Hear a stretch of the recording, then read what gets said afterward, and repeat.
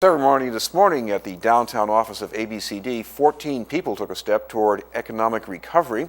They graduated from a training program in elder services, a program that also promotes active living. They're finding jobs on teams that help the elderly stay more healthy. They'll also work for the elderly as advocates and help with financial services. The program was made possible with federal stimulus money. I'm very fortunate to be a part of this program because it's opened a lot of doors for me.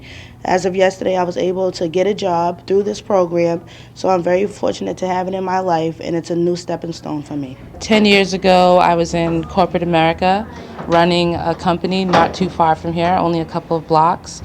And throughout this time and since 9/11, it's been a serious struggle.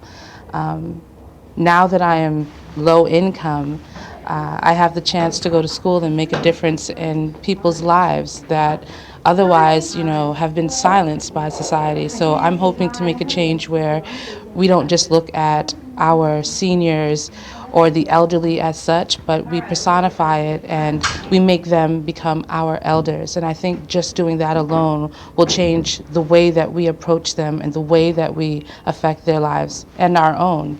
I think what was important in the stimulus, recognition that we needed to build infrastructure, and the infrastructure is people. So we're using funds to build people's lives, get them into the workforce, make them productive, give them skills, and work in their community. It's a great combination, and there's a lot of bang for the buck. Stimulus program often gets talked about in terms of dollars spent and number of full-time equivalents and all these kinds of statistics. But at the end of the day, it's all about people.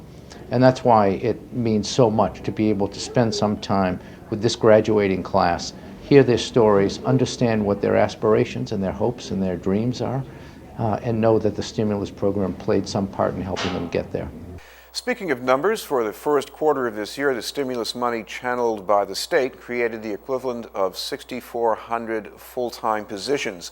State officials say that's an increase over the previous quarter by 30%.